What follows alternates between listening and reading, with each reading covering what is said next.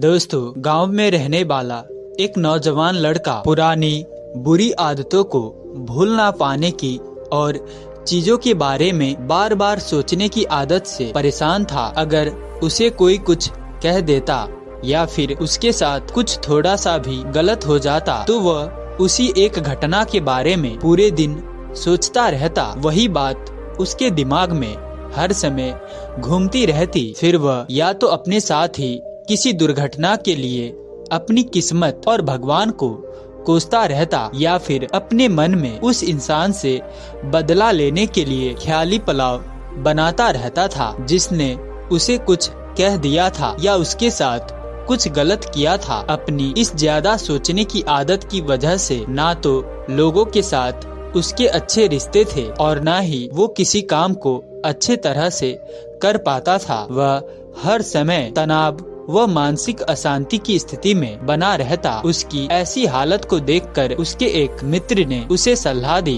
कि यहाँ पास के ही एक बौद्ध मठ में एक गुरु रहते हैं, तो उनके पास जाओ, वो तुम्हारी इस मानसिक समस्या का एक दो कोई समाधान अवश्य बता देंगे। वो नौजवान अपने उस मित्र के साथ उन बौद्ध भिक्षु गुरु के पास जाता है और अपनी समस्या उन्हें बताता है कि कैसे वो ये घटना के बारे में बार बार सोचता रहता है और पुरानी बुरी बातों को व यादों को वो भूल नहीं पाता है। लड़के की पूरी समस्या ध्यान से सुनने के बाद गुरु वहाँ से उठकर मठ के अंदर चले जाते हैं। गुरु का बिना उत्तर दिए उठकर चले जाना लड़के को कुछ अजीब सा लगता है, लेकिन वो फिर भी वहीं बैठा रहता है। थोड़ी देर बाद वो देखता है कि गुरु मिट्टी के गिलास में पानी भरकर उसके तरफ चले आ रहे हैं। गुरु उस लड़के के पास आकर खड़े हो जाते हैं तो लड़का भी उसके सामने खड़ा हो जाता है। फिर गुरु विनम्र से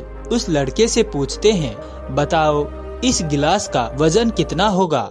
लड़के ने कहा, मैं एकदम सटीक तो यह बता नहीं सकता, लेकिन इस गिलास का वजन बहुत ही कम है। अब गुरु गंभीर होकर कहा कि मेरा प्रश्न ये है कि अगर मैं इस गिलास को थोड़ी देर तक ऐसे ही पकड़कर खड़ा रहूं तो क्या होगा? लड़के ने कहा, कुछ भी नहीं होगा। फिर से गुरु ने पूछा, अगर मैं इस गिलास को इसी तरह 1 घंटे तक पकड़कर रखूं तो क्या होगा? फिर लड़के ने कहा, आपके हाथ में दर्द होना शुरू हो जाएगा। लड़के ने कहा। फिर गुरु ने फिर से प्रश्न किया, अगर मैं इस गिलास को ठीक इसी तरह से पूरे दिन पकड़कर रखूं तब क्या होगा? फिर लड़के ने जवाब दिया, आपके हाथ में बहुत ही भयंकर दर्द होना शुरू हो जाएगा, आपका हाथ सुन्न हो जाएगा, आपके मांसपेशियों में भारी तनाव आ सकता है और यहाँ तक कि आपके हाथों को लकवा भी मार सकता है। लड़के की गंभीर शब्दों को सुनकर गुरु भी थोड़ा गंभीर होते हुए कहते हैं, बहुत बढ़िया, लेकिन क्या इस दौरान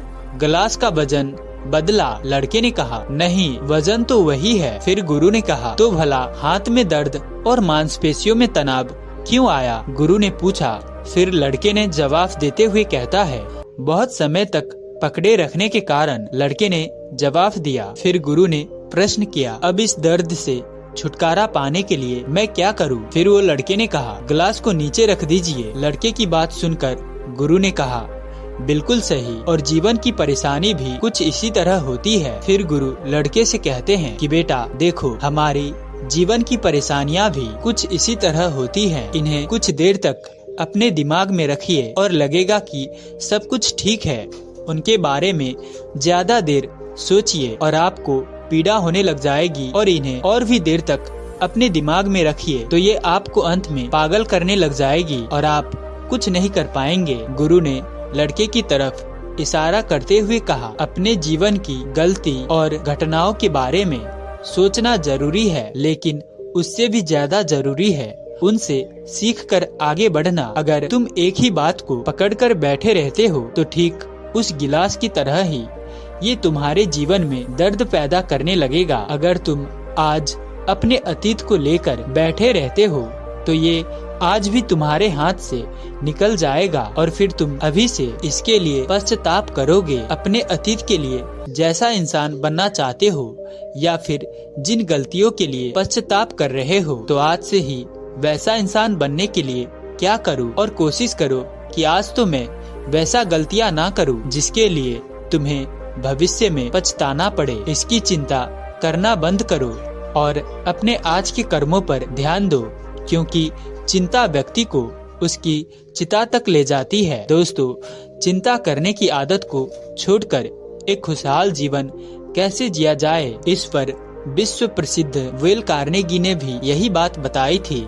इस तरह वो लड़का गुरु के आगे वचन लेता है कि वो आज से वो अपने भूत और भविष्य के बारे में ना सोचकर वर्तमान में जिएगा और समस्या और परेशानियों में डूबे रहने की बजाय वो उसका समाधान निकालेगा और बिना चिंता लिए आगे बढ़ेगा। दोस्तों, इस कहानी से आपको क्या सीखने को मिला है, कृपया हमें कमेंट कर जरूर बताएं। और दूसरी कहानी है दोस्तों, किसी गांव में एक साधु रहा करता था। वो जब भी नाचता तभी बारिश होती, इसीलिए वो गांव के लोगों को जब ये बारिश की जरूरत होती तब ये लोग उस साधु के पास जाते और उनसे अनुरोध करते कि वो नाचे, और जब वो हंसने लगते तो बारिश जरूर होती थी।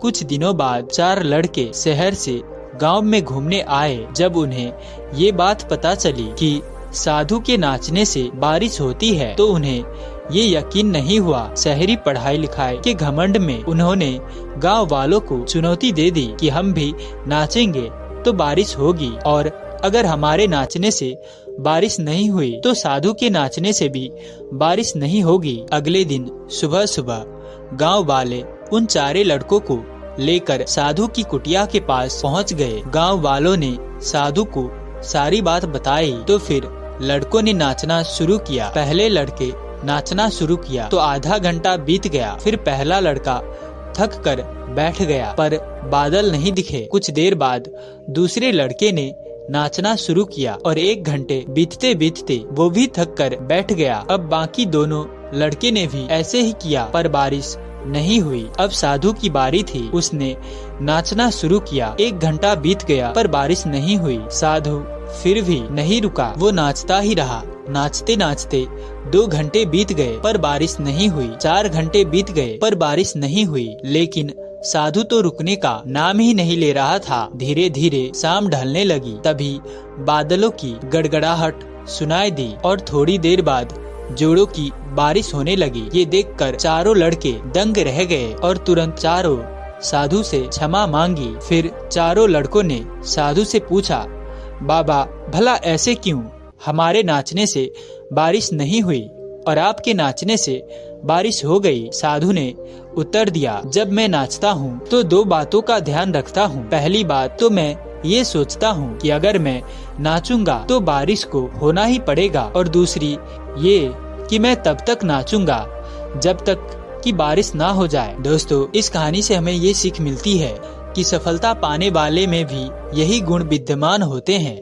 वो जिस काम को करते हैं उसमें उन्हें सफल होने का पूरा भरोसा होता है और वो तब तक उस काम को करते हैं जब तक कि उसमें वो सफल ना हो जाए। इसीलिए अगर हमें सफलता हासिल करनी है तो उस साधु की तरह ही हमें अपने लक्ष्य को प्राप्त करना होगा दृढ़ता के साथ। दोस्तों, एक बार की बात है, प्रातःकाल दैनिक कार्यों से निवृत्त होकर भगवान गौतम बुद्ध के सभी शिष्य एकत्र हो गए। गौतम बुद्ध ने संदेश देना आरंभ किया। वे बोले, आज मैं तुम्हें ऐसी व्यक्ति की कथा सुनाता हूँ जिसके पास सब कुछ होते हुए भी वो दुखी था। गौतम बुद्ध ने कहना आरंभ किया, किसी नगर में एक सेठ रहता था। उसके पास लाखों की संपत्ति थी, बहुत बड़ी हवेली थी, नौकर चाकर थे, फिर भी सेठ के मन को शांति नहीं थी। एक दिन किसी ने उसे बताया कि एक नगर में एक साधु रहता है जो इसके इस समस्या को समाधान कर सकता है। उनसे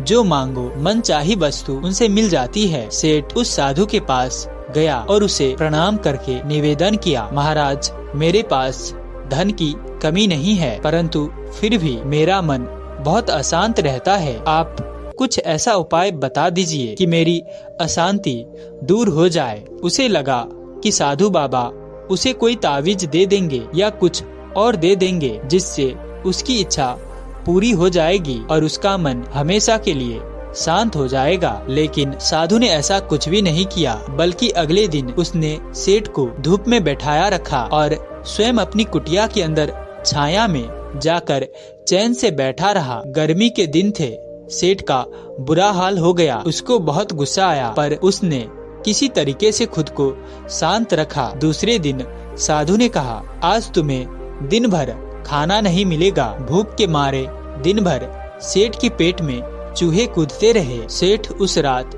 बहुत परेशान रहा। वो एक क्षण के लिए भी नहीं सो पाया। उसे नींद ही नहीं आई। वो रात भर सोचता रहा कि साधु तो बड़ा स्वार्थी निकला। फिर तीसरे दिन सवेरा होते ही उसने अपना बिस्तर बांधा और चलने को तैयार हो गया। साधु महाराज उसके सामने आकर खड़े हो गए और बोले, क्या हुआ? सेठ ने कहा, मैं यहाँ बड़ी आशा लेकर आपके पास आया था, लेकिन मुझे यहाँ कुछ भी नहीं मिला। उल्टे मुझे ऐसी मुसीबत उठानी पड़ी जो मैंने अपने जीवन में कभी नहीं उठाई थी, इसीलिए मैं यहाँ से जा रहा हूँ। साधु हंसकर बोला, मैंने तुम्हें इतना कुछ दिया पर तूने कुछ भी नहीं लिया। इतना सुनते ही सेठ ने आश्चर्य के भाव से पूछा, साधु बाबा, आपने मुझे तो कुछ भी नहीं दिया, उल्टा दुख दर्द और परेशानी ही दी। मैं इसे क्या समझूं? फिर साधु समझाते हुए सेठ को कहते हैं, पहले दिन जब मैंने तुम्हें धूप में बिठाया और स्वयं छांव में बैठा रहा, तब मैंने तुम्हें बताया कि मेरी छाया तेरे काम नहीं आ सकती। जब मेरी बात तेरी समझ में नहीं आई तो दूसरे दिन मैंने तुम्हें भूखा रखा और स्वयं खूब अच्छी तरह से खाना खाया। उससे मैंने तुम्हें समझाया कि मेरे खा लेने से तेरा पेट नहीं भर सकता। सेठ, याद रखो, मेरी साधना से तुझे सिद्धि नहीं मिलेगी। तूने अपना धन अपनी मेहनत से कमाया है और शांति भी तुझे अपने पुरुषार्थ, साधना और अपनी मेहनत से ही मिलेगी। सेठ की आंखें खुल गई। अब उसे अपनी मंजिल पहुंचने का रास्ता मिल गया था। साधु के प्रति आभार व्यक्त करते हुए सेठ वहां से लौट आता है और अपने घर में सख भर शांत रहने की और ध्यान करने की कोशिश करता है। कुछ ही दिनों में वो अपने भीतर एक ऐसा बदलाव पाता है कि वो बाहर से तो सभी अपने कार्य को कर रहे हैं, लेकिन वो अंदर से बिल्कुल शांत है और ध्यान मग्न है। दोस्तों, इसी तरह हम अपने दैनिक कार्य को करते हुए भी हम अंदर से शांत हो सकते हैं। बस जरूरी है खुद से साधना करना। इसके लिए भी आपको मेहनत करनी पड़ेगी। हम सोचते हैं हम अपने सांसारिक कार्य तो करते ही रहेंगे, लेकिन हम अंदर से खुद ब खुद शांत हो जाएंगे। जैसे हमें सांसारिक जीवन में हमें सफल होने के लिए, कुछ पाने के लिए उतने ही मेहनत करने पड़ते हैं जितना बड़ा हमारा लक्ष्य होता है। ठीक वैसे ही अगर हमें शांति चाहिए तो हमें भी उसके लिए शांत रहने की कोशिश करनी पड़ेगी। हमें अंदर से खुशी ढूंढने की कोशिश करना पड़ेगा। और इसे हम कैसे कर सकते हैं? सुबह शाम ध्यान के माध्यम से और सकारात्मक सोच के द्वारा हम अपने मन को शांत और खुशहाल बना सकते हैं। दोस्तों, ये थी आज की प्रसंग। आपको